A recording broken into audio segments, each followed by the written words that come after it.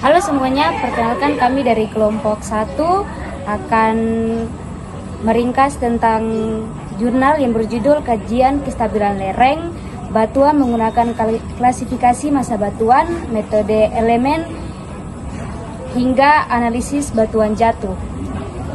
Dan saya Natalia Fedika Mandoen dengan NIM 2022-63004. Saya Fulyakin Sabandar, NIM 2022-63010. Saya Muhammad Irwana Sigera Nasir dengan NIM 2022-63042. Permasalahan utama yang dibahas dalam jurnal ini adalah ketidakstabilan lereng batuan akibat pemotong tubuh batuan di area tambang. Pemotongan ini dapat menyebabkan kelongsoran dan runtuhan batuan, terutama di bagian lereng tempat akan dibangun crushing plant.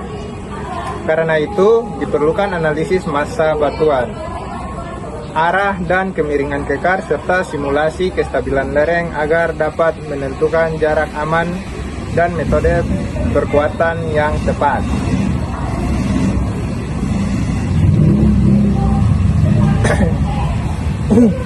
Berikut ada kondisi kekar.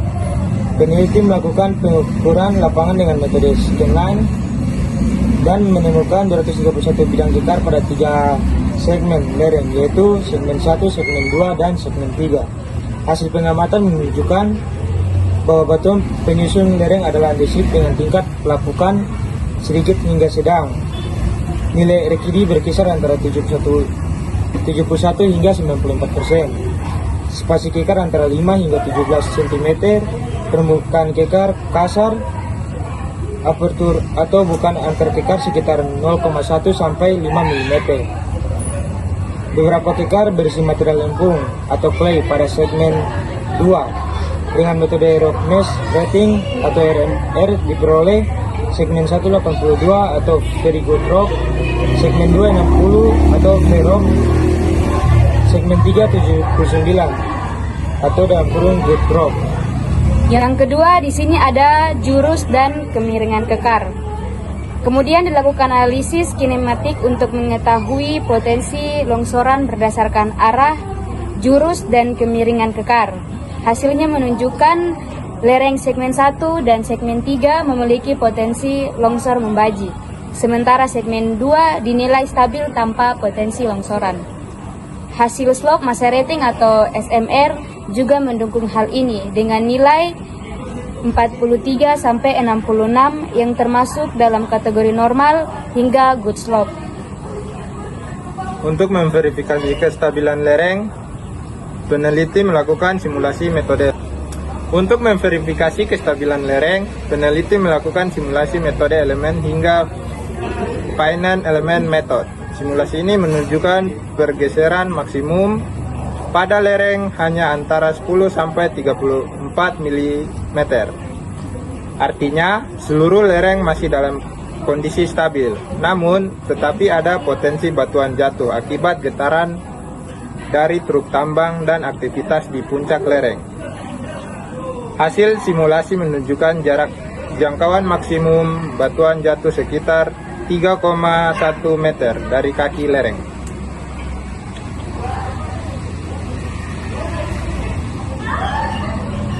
Berdasarkan hasil tersebut, peneliti memberikan beberapa rekomendasi.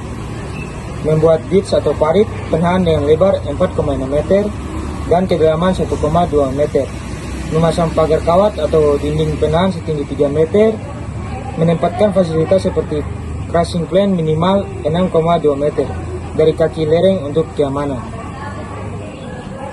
Kesimpulannya, lereng batuan andesit di PT Widaka Indonesia masih tergolong stabil dengan kondisi massa batuan fair hingga very good rock. Meskipun demikian, diperlukan tindakan pencegahan seperti perkuatan lereng dan pagar pelindung agar risiko batuan jatuh dapat diminimalkan. Demikian penjelasan kami tentang jurnal ini. Terima kasih telah menonton, semoga bermanfaat.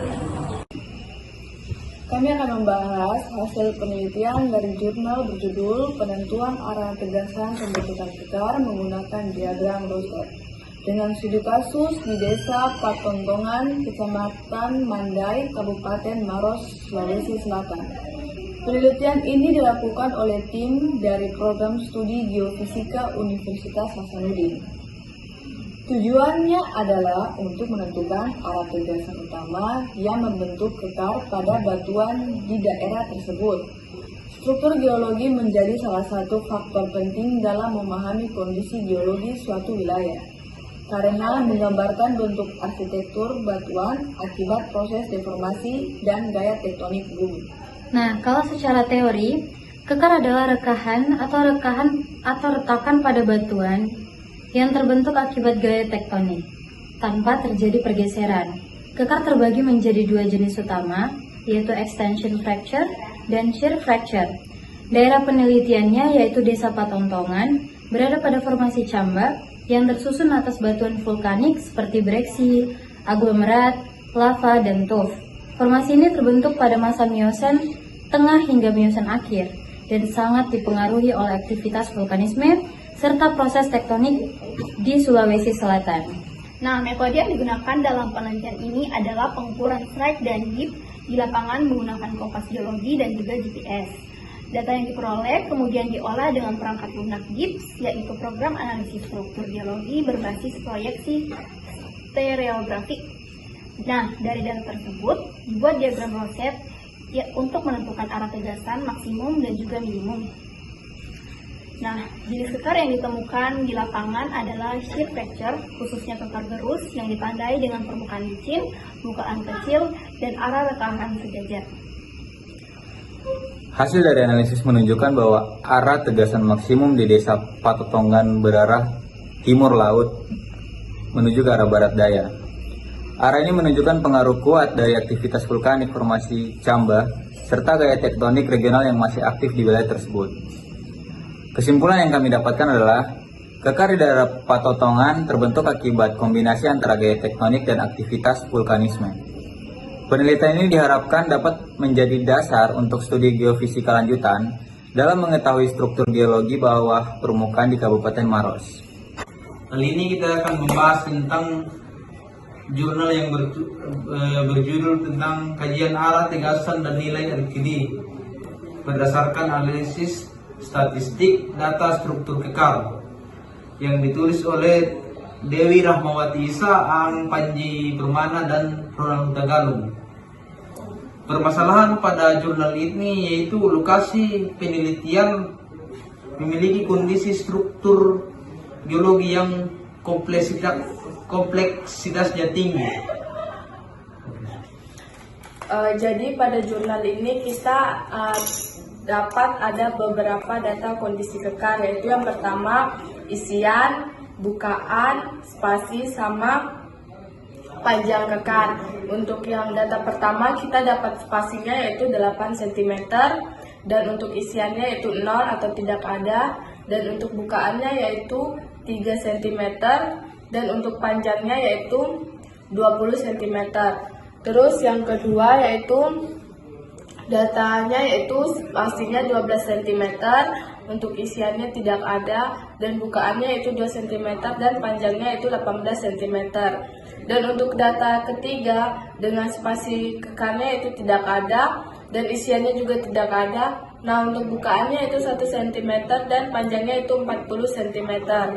Terus untuk yang data keempat yaitu dengan panjangnya yaitu 5 cm dan untuk isiannya tidak ada. Terus bukaannya 1 dan panjangnya yaitu ada 42 cm. Untuk data kelima yaitu tidak ada, isiannya juga tidak ada. Terus bukaannya juga isinya tak ada 1 cm dan panjangnya yaitu 16 cm. Untuk data selanjutnya yaitu ada dengan spasi 8 cm dan isian tidak ada. Untuk bukaan 1 cm dan panjang yaitu 17 cm. Untuk selanjutnya itu dapat dilihat pada tabel pada jurnal untuk lebihnya. Jadi kesimpulannya itu hasil survei lapangan menunjukkan ternyata tidak ditemukan mineral lain sehingga kualitas batuannya masuk golongan sangat lemah sehingga rawan longsor. Nah, berdasarkan hasil pengukuran strek kekar yakni relatif searah dengan kemiringan lereng, maka daerah itu sehingga mudah mengalami longsoran atau longsor.